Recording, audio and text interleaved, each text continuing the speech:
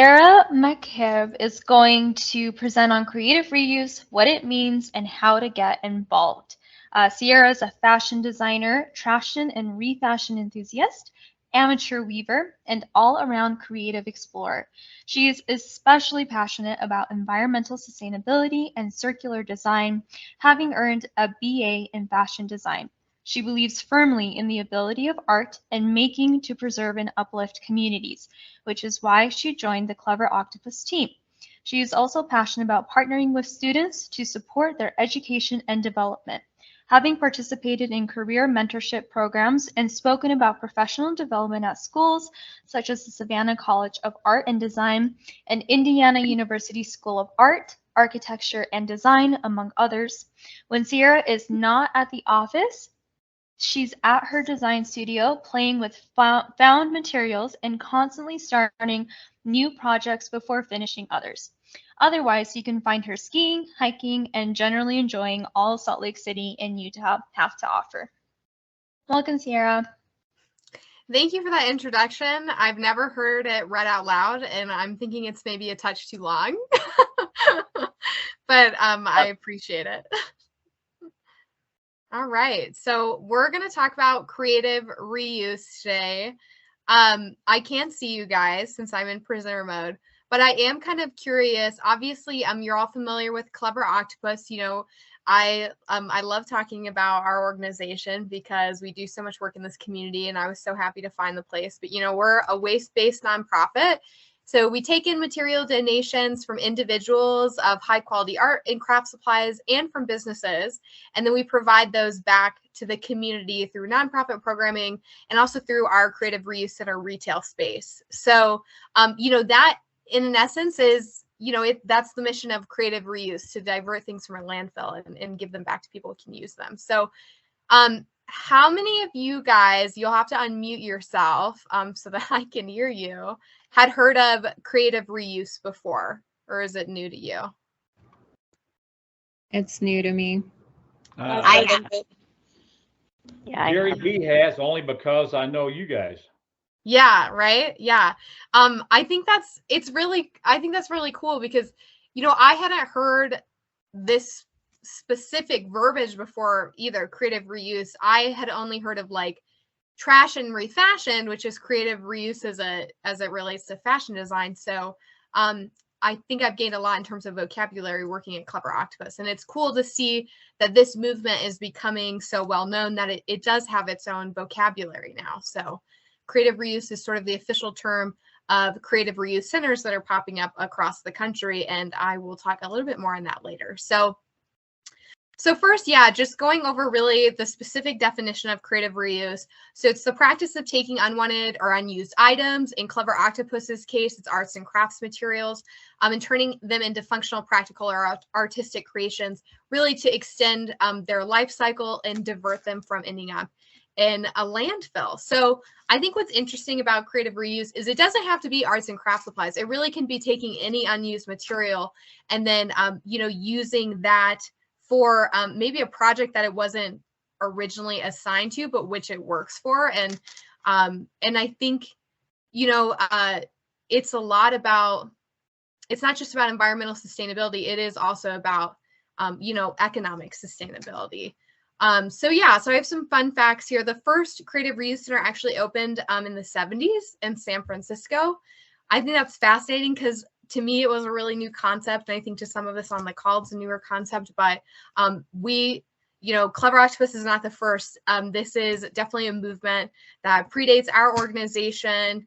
And I think it's a really human movement as well, you know, to take what you have and try to make the most of it, just in terms of, you know, being practical. So that CRC, actually, that's what we call them for short, open due to necessity. So they were partnering with an organization of teachers who needed supplies for their classrooms, but weren't given any funding to buy those supplies. So they started, you know, collecting donations from the public, and ultimately this creative reuse center was born, which I think is really cool. So when we're thinking about creative reuse, Clever Octopus uses this framework on the right to sort of describe the work we do. So we first start by, you know, reimagining a material, rethinking its purpose, and then recreating something using it, and then reevaluating whatever we've created. So you can use this model in anything you're doing around the house, but we obviously apply it as an organization to really evaluate the effectiveness of whatever we create and give back to the public using our reclaimed material. So I have a fun example for you guys here.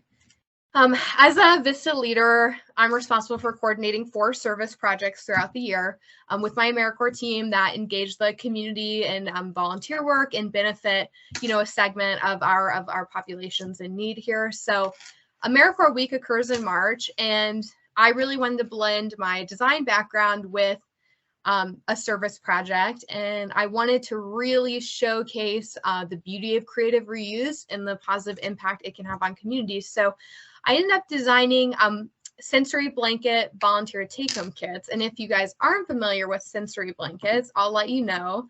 So sensory blankets are fidget blankets or lap blankets that provide anxiety relief through sensory stimulation, which they do that by including interactive trims on the blanket. So you could have a pocket that you can open and close, or a snap, or a zipper, essentially something that gives the person holding the blanket an activity to do, and that in turn relieves their anxiety. So they're created mostly for people who suffer from Alzheimer's or dementia, and also those who fall on the autism spectrum and tend to need to stimulate, themselves through some sort of activity in order to maintain engagement. So that was my idea for the project. And, at Clever Octopus, we have a unique volunteer base who are all arts and crafts people for the most part and are very capable of sewing. So we took the waste fabric scraps that had been donated to us as an organization, and we took all of these different trims that had been donated to, like bells and keys and beads that we put into little also gift bags that had been donated, little fabric jewelry pouches. And we assembled these kits. So we put enough fabric and materials in one volunteer kit for 2 blankets, and then volunteers picked them up, sewed them, dropped them back off to us, and then we donated them to Salt Lake Aging and Adult Services. So I think the big takeaways here, are that we used essentially waste material, right? Fabric scraps and trims that had been donated to us that were otherwise going to be thrown away. And we created something that benefited our community from them. We created these functional sensory blankets, and we donated them to Salt Lake Aging and Adult Services. We ended up donating 76 blankets in total. Our volunteers love this project, which is really exciting, so much so that it's going to be a permanent fixture of our organization now, and we're hoping to repeat it quarterly. So it'll be part of our Craft with a Cause umbrella program, which is a larger program that in this spirit seeks to take the materials that we have on hand and make functional items for communities in need to use them. So that's an example of creative reuse. All right, so next we want to talk about, beyond what I've said about that one project, really the impact of creative reuse in our community and the communities that other CRCs are in. We're obviously living at a time when, sustainability is a very important topic of conversation. And I think a lot of us are reevaluating our lives and how we can all live more sustainably. So, you can see that in 2021, we actually diverted over 100,000 pounds of materials. And I think that is a crazy number. I think it was over double what we had diverted the last year. We're only 5 years old as an organization, but yeah, 1 year alone, over 100,000 pounds of materials were diverted. And then about 60% of that material, like with the sensory blankets, we then redonate or use to make new things that are then donated back to individuals in the community in need. So, beyond just looking at the materials we divert, we take those and use them in a few ways. So you guys obviously have, most of you have been to our store. We sell art and craft supplies back to the public, right? Like that's one way we take things in so people won't throw them away. For different organizations around the community, like the Utah Juvenile Justice System, we create enrichment art kits for any kids going through that program because they you know, they deserve that opportunity to express themselves creatively too. And we have the material resources to provide it. Lastly, we provide mini grants and material support to other organizations through our nonprofit rewards program. So if you're a school or a nonprofit, you can apply to us for a materials grant to cover the cost of a project that you're wanting to put on with the community or an event. So keep that in mind, guys. We're a really good resource for nonprofits. Anytime you need arts and crafts supplies, you know, apply for a mini grant and you can come shop and we can use that material in a, you know, productive and meaningful way. So that's really exciting as well. I love this slide. So this is a little bit about our network, right? I've talked a lot about the impact we have, you know, here in Salt Lake City, but the reality is that we're a part of a much larger network of creative reuse centers around the country. There's actually over 50 different creative reuse centers open now, which maybe you didn't know. I know for sure that I had no idea. Has anyone else seen a creative reuse center in another state? No. Yeah, it's crazy. I had absolutely no idea.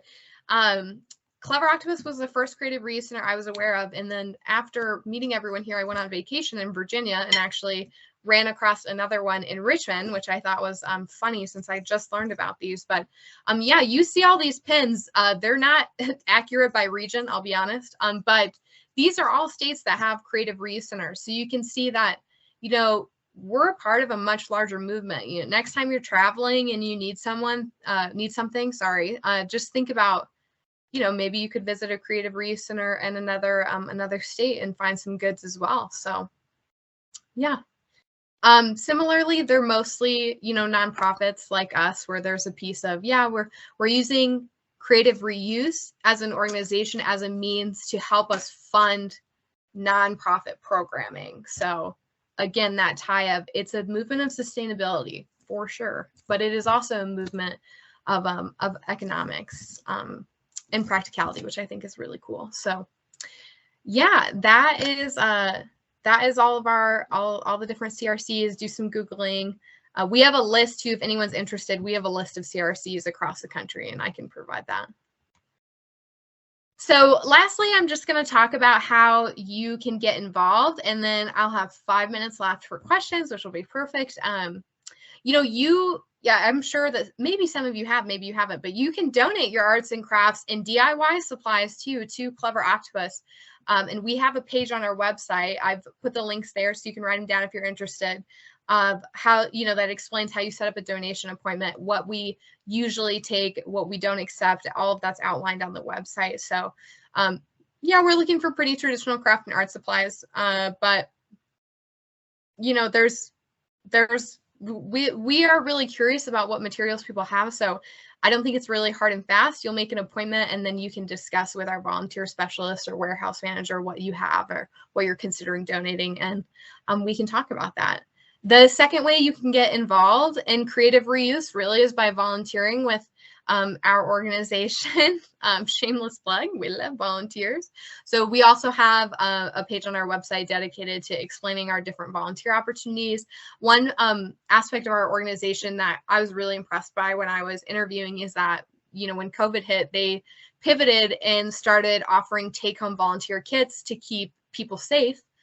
Who still wanted to be engaged with their community. And we still do that. So we continually have take-home volunteer kits that you can pick up, help us cut fabric, for example, or sort jewelry that's donated to us and different materials. And then you just bring it back at your leisure whenever you're done sorting it. And I think that's pretty impressive to have pivoted and thought about developing a program like that. And like I said, we continue to this day with that. And yeah, shout out to one of our AmeriCorps Vistas developed that program, not me, but I was very impressed with Alex's work. And lastly, the other way you can support creative reuse is by shopping with us, right? Like shopping at Clever Octopus for arts and craft supplies versus shopping at a big box store is an act of sustainability. So we appreciate that as much as anything else. And you know, your money supports the CRC and also supports our nonprofit programming. So those are my plugs, but you know, this isn't yet, obviously, like I said, those are lots of plugs, but we are really just, you know, we want to share the mission of creative reuse with everyone, right? Like whether you shop with us or, you know, you shop somewhere else, really it's just about considering how you can utilize what you already have for different projects so that we can all live a little bit more sustainably. That's what it's about at the end of the day. All right, questions. I still can't see anyone, so I think I'm gonna escape this mode and then maybe stop sharing. Hey, all right, now I can. Sierra, this is Gary. Yeah, what's up? Explain how, like you did to me when I swung by. What a great setup at Clever Octopus as part of that Bureau Fest. Exactly how many volunteers like you on your team are there at Clever Octopus, and for how long? Yeah, so we have we're an AmeriCorps site at Clever Octopus. And I know maybe I've talked about AmeriCorps before to some of you, but if you aren't familiar, it is the only federal program for community service and volunteerism that exists. So I am paid through the federal government to be posted at Clever Octopus for a year and build the capacity of their organization. That's my role as an AmeriCorps member. I'm not a direct employee of Clever Octopus. So I think it's an interesting distinction. When you serve in AmeriCorps, you receive a lot of benefits, right? You get to work for a federal program, which I think is pretty powerful. You get a grant.